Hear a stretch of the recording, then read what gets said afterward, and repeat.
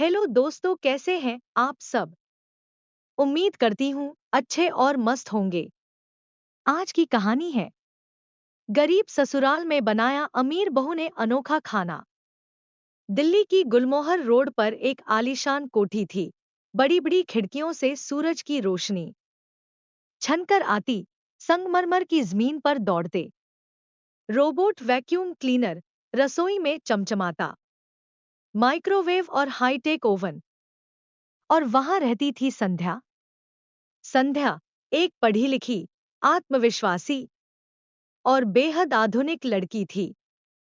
MBA करके उसने कुछ साल मल्टीनेशनल कंपनी में काम किया था, लेकिन फिर माँ बाप की जिद और घर के संस्कारों ने उसे शादी के लिए राजी कर दिया। वर ढूंढा गया सुदर्शन, संस्कारी, सरकारी स्कूल का मास्टर, लेकिन घर परिवार बहुत साधारण।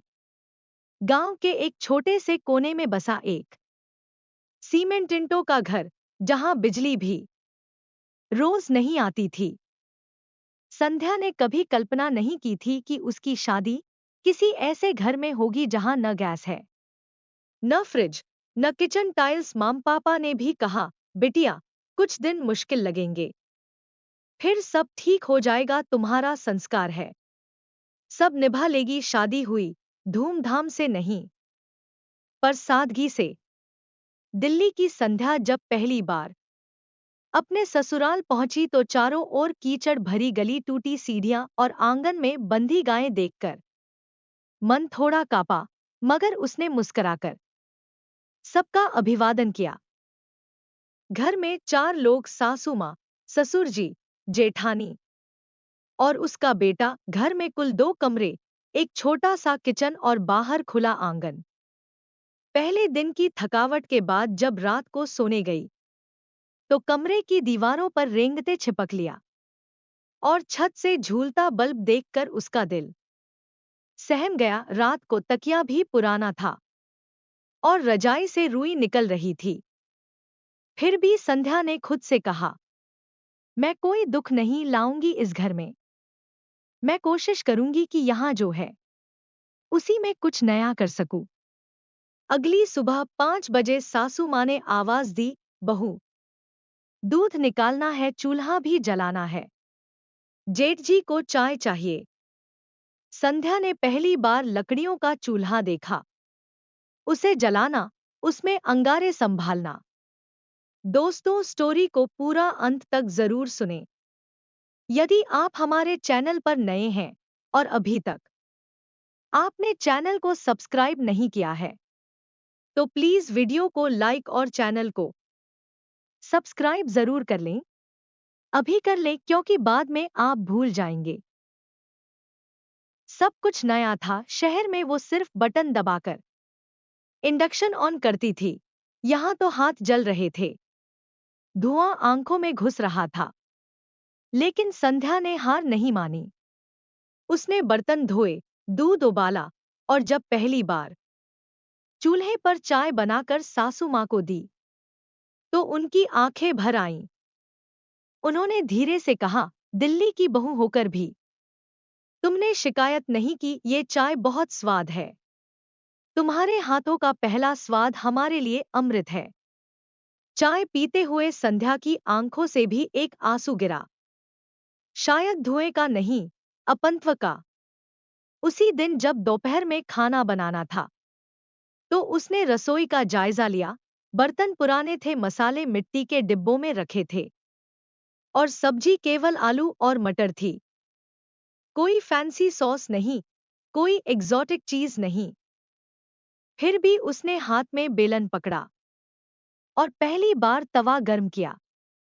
रोटियां थोड़ी मोटी बनी, मगर ससुर जी ने कहा, बहू ये देसी रोटियां हैं, हमें तो यही पसंद। शाम तक जब वह थक कर बैठी तो उसकी सास ने पास आकर कहा, बहू हमें डर था तुम ये सब नहीं कर पाओगी, लेकिन लगता है हमारे घर में लक्ष्मी आई है। संध्या मुस्कुराई, लेकिन उसके मन में कई सवाल उठ रहे थे। क्या मैं इस जीवन के साथ तालमेल बैठा पाऊंगी? क्या मेरी डिग्री, मेरी काबिलियत सिर्फ इन कामों तक सिमट जाएगी? लेकिन उसी वक्त एक छोटी सी लड़की बाहर से दौड़ती आई। नहीं भाभी, आपकी चाय बहुत अच्छी थी, मुझे भी पिलाओ ना। उस बच्ची की मासूमियत ने संध्या के दिल में कुछ और ही कर दिया। उसे एहसास हुआ कि ये घर उसके जीवन की सबसे बड़ी परीक्षा है और शायद यही वो असली बदलाव ला सकती है। संध्या को सुबह उठने की आदत थी, लेकिन शहर के अलार्म क्लॉक से उठना और गांव की मुर्गे की बांग से जागना, ये बिल्कुल अलग था। उस दिन जब उसने आंखें खोलीं, तो देखा सासू माँ आंगन में झाड़ू लगा रही थी और रसोई से लकड़ी जलने की हल्की आवाज आ रही थी। संध्या उठी, साड़ी ठीक की और सीधा रसोई की ओर गई। बहू उठ गई, आज दूध उबालना है, फिर चाय बनानी है। ससुर जी को 8 बजे से पहले चाय चाहिए, सासू माँ ने प्यार से कहा। संध्या मुस्कुराई, उसके चेहरे पर थकान थी, लेकिन कुछ सीखने की चाहत भी। चूल्हा फिर से संध्या के लिए चुनौती था।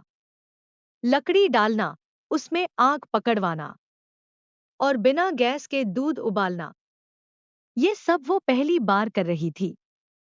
धुआं उठ रहा था, आंखों में जलन हो रही थी, फिर भी वो हंस रही थी। पास खड़ी सासू माँ चुपचाप उसे देख रही थी।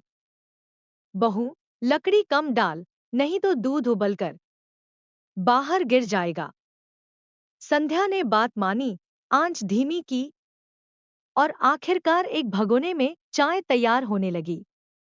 वो चाय कुछ खास नहीं थी, दूध, चाय पत्ती, थोड़ी चीनी, अदरक, लेकिन उसमें एक नया स्वाद था। पहली बार की मेहनत, संघर्ष और सीखने की मिठास।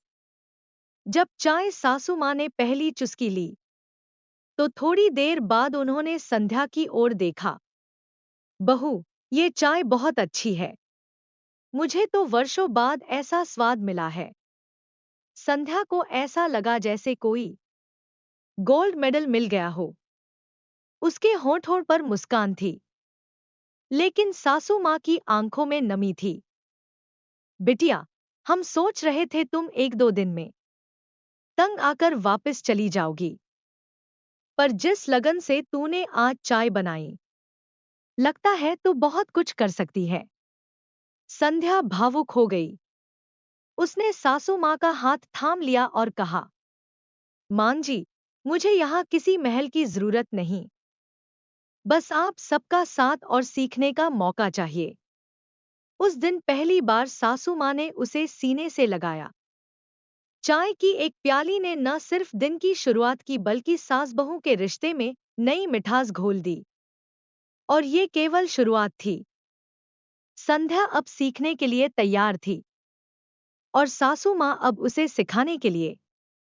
शाम को जब ससुर जी ने चाय पी, तो उन्होंने भी कहा, अरे वाह, दिल्ली वाली बहू की चाय में तो गांव का स्वाद है। पूरा घर एक नई ऊर्जा से भर गया था और संध्या के भीतर एक नया आत्मविश्वास जग चुका था। संध्या को तीसरे दिन सुबह जैसे ही नींद आई, उसका मन एक अजीब सी खलबली से भरा था। शहर की रसोई की यादें जैसे दिल में उभर आई थी। स्टेनलेस स्टील के चमकते बर्तन, बटन दबाते ही ऑन होता मिक्सर, टच स्क्रीन वाला माइक्रोवेव और रेफ्रिजरेटर में रखे हुए हर फल सब्जी की उपलब्धता। लेकिन जब वह अपनी ससुराल की रसोई में आई, तो सामने थी एक टेढ़ा मेढ़ा मिट्टी का चूल्हा, एक टूटा हुआ लकड़ी का स्टूल और दीवार पर टंगी कुछ लोहे की कढ़ाई व देगची। मसाले मिट्टी के डिब्बों में रखे हुए थे, जिनके ढक्कन भी ठीक से बंद नहीं होते थे। बरनी में मिर्च, सरसों और हल्दी रखी थी। सब्जी के नाम पर बस एक कटोरी में आलू और कुछ हरी मिर्च थी। संध्या ने खुद से कहा, मेरे पास न अवन है, न मिक्सर, न गैस, न फैंसी मटेरियल, लेकिन फिर भी मैं कुछ अलग कर सकती हूँ। उसका दिमाग तेजी से चलने लगा। क्या कोई ऐसी चीज बनाई जा सकती है जो सस्ते में, साधारण सामग्री से, लेकिन स्वाद में सबसे हटकर हो? उसे याद आया, उसकी दादी एक खास चीज बनाया करती थी, मिट्टी के चूल्हे पर धीमी आंच में पकी आलू की भुनी चटपटी कढ़ी। उस कढ़ी में न दही था, न बेसन, सिर्फ मसले हुए आलू, टमाटर का गूदा और नमक मिर्च। आंच पर देर तक पकाकर उसे गाढ़ा किया जाता था और फिर उस पर देसी घी की सीधी तड़का। बस आज वही बनेगा। संध्या ने पहली बार रसोई को प्रयोगशाला बनाया। उसने आलू उबाले नहीं, बल्कि धीमी आंच पर भूनने रखे टमाटर को जलाकर उसका गूदा निकाला। सरसों का देसी तेल तड़का लगाया और उसमें भुने हुए आलू, टमाटर और मसाले डालकर एक नई रेसिपी तैयार की, भुने आलू की अनोखी देसी कढ़ी। सासू माँ आश्चर्य से देखती रहीं। बहू, ये तो हमने कभी नहीं खाया। ये तो चटनी भी नहीं, सब्जी भी नहीं, लेकिन खुशबू वाह! जब दोपहर में सब बैठे खाने, तो पहली बार रोटी के साथ ये अनोखी कढ़ी परोसी गई। ससुर जी ने एक कौर लिया, फिर दूसरा, फिर सीधे थाली में हाथ धोकर बोले, बहू, ये क्या बनाया है? ये तो किसी होटल के खाने से भी ज्यादा स्वाद है। जेठानी भी चौंक कर बोली, ये आलू ऐसे भी बनते हैं? मैं तो कभी सोच नहीं सकती थी।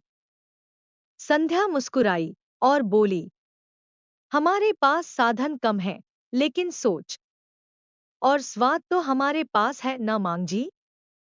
सासू माँ ने प्यार से कहा, तू तो रसोई में लक्ष्मी नहीं, कोई जादूगरनी निकली। उसी दिन शाम को घर की पड़ोसने आई। नई बहू के हाथ का अनोखा आलू खाकर आए हैं हम, बहू, हमें भी सिखा दो ना। अब गांव में चर्चा थी। दिल्ली वाली बहू ने मिट्टी की रसोई में कमाल कर दिया। संध्या के हाथ की भूनी आलू कढ़ी का स्वाद पूरे मोहल्ले में फैल चुका था। अगले दिन दोपहर होते होते 4 औरतें उसके आंगन में आ गईं, हाथ में खाली डिब्बे, चेहरे पर उत्सुकता। बहू, वो रेसिपी हमें भी सिखा दो, हमारे घरवाले भी तारीफ करें, ऐसा कुछ बनाना है। संध्या ने मुस्कुराकर कहा, जरूर, लेकिन एक शर्त है, आप सबको चूल्हा खुद जलाना होगा, हाथ खुद चलाने होंगे। और उसी दिन से वह छोटी सी मिट्टी की रसोई बन गई एक सशक्तिकरण की पाठशाला।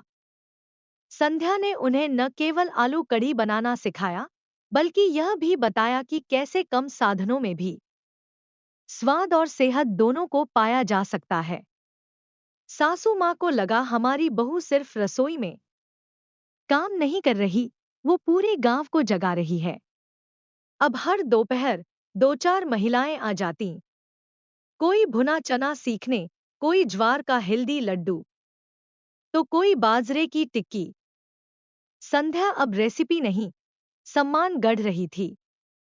एक दिन गांव की प्रधान महिला आई, बहू, तुम तो पूरे पंचायत में नाम कमा रही हो। हम चाहते हैं कि गांव की लड़कियों को तुम रसोई और पोषण का कक्षा दो। संध्या पहले थोड़ी झिझकी, मैं क्लास लूं? लेकिन फिर सासू माँ ने पीठ थपथपाई, हाँ बहू, अब तू सिर्फ हमारी नहीं, पूरे गांव की बहू बन चुकी है। संध्या के आंखों में चमक थी। जिस बहू को कभी सिर्फ शहर वाली नकचड़ी कहा गया था, अब उसे गांव की बेटियां संध्या दीदी कहकर पुकारती थी। गांव की गलियों में आज कुछ अलग हलचल थी। चारों ओर रंगीन झंडियां लहरा रही थीं। बच्चे नए कपड़े पहनकर घूम रहे थे और हर नुक्कड़ पर माइक से गूंजती आवाज, सुनाई दे रही थी। संध्या आंगन में बैठी मिट्टी के बर्तनों को रगड़-रगड़ कर धो रही थी, चेहरे पर पसीना। पर मन में एक नई उम्मीद थी। आज पहली बार उसने गांव के मेले में अपनी स्टॉल लगाने की हिम्मत जुटाई थी। सासू माँ थाली में ज्वार के लड्डू रखती हुई बोली, बहू, इन लड्डुओं में तेरे हाथों का स्वाद है। मेला तुझसे रोशन हो जाएगा। देवरानी ने ताना मारा, स्टॉल लगाकर क्या होगा? शहर वाली बहू गांव में क्या बड़ा काम कर लेगी? पर संध्या सिर्फ मुस्कुराई। वो जानती थी, जो रसोई में तपता है वही असली सोना बनता है। जब संध्या स्टॉल पर पहुंची तो देखती है, चारों तरफ भीड़ है। कोई चूड़ी बेच रहा है, कोई मूंगफली, और कुछ महिलाएं अचार और पापड़ की थालियों के साथ। संध्या ने अपने लिए एक कोना चुना, पुरानी चटाई बिछाई, मिट्टी के बर्तनों में आलू पकौड़े, ज्वार लड्डू और टमाटर की तीखी चटनी सजा दी।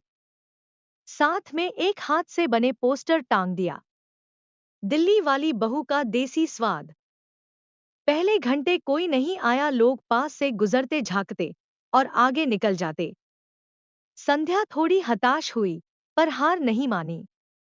तभी एक बच्चा आया, दीदी, ये क्या है? ये है भूना आलू पकौड़ा, थोड़ा मसालेदार, थोड़ा सेहतदार। बच्चे ने एक पकौड़ा लिया, फिर दौड़कर अपनी माँ को लाया। अम्मा, ऐसा पकौड़ा पहले कभी नहीं खाया। बस यहीं से शुरुआत हुई। धीरे धीरे भीड़ जुटने लगी। महिलाएं कहने लगी, बहू, तूने चटनी में क्या मिलाया है? इतना तीखा और मजेदार स्वाद। कोई कहता, लड्डू में देसी घी की खुशबू आ रही है। पर तुझ जैसे दिखने वाले तो सिर्फ मैगी बनाना जानते हैं।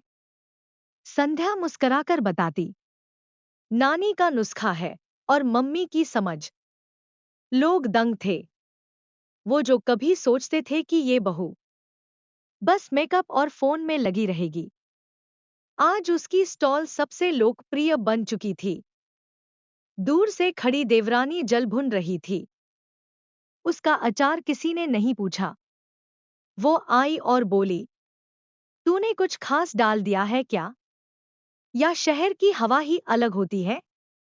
संध्या ने उसे पास बुलाकर कहा, आओ, साथ बैठो, अगली बार अचार और पकौड़े मिलाकर स्टॉल लगाएंगे।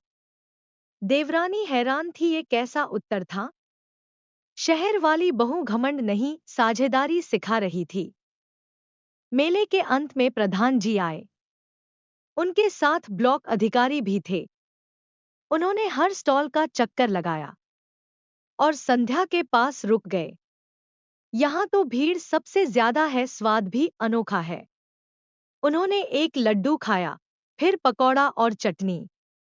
मुस्कुराकर बोले, इस बार स्वाद रत्न पुरस्कार इस स्टॉल को दिया जाएगा। गरीब साधनों में अमीर स्वाद पैदा करने वाली इस बहू को हम सलाम करते हैं। पूरा गांव तालियों से गूंज उठा। सासू माँ की आंखें भीग गई। हमारी बहू ने ससुराल को नाम दिया और रसोई को सम्मान।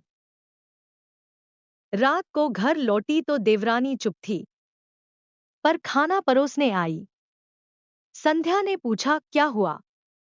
देवरानी बोली, आज समझ आया, खाना सिर्फ पेट नहीं भरता, दिल भी जीतता है। संध्या ने हाथ पकड़ा, चल, कल से मिलकर कुछ नया बनाते हैं। अगली बार हमारी टीम की स्टॉल होगी। प्यारे दोस्तों, यह कहानी यहीं पर समाप्त होती है। आपको यह कहानी कैसी लगी? कमेंट बॉक्स में जरूर बताएं।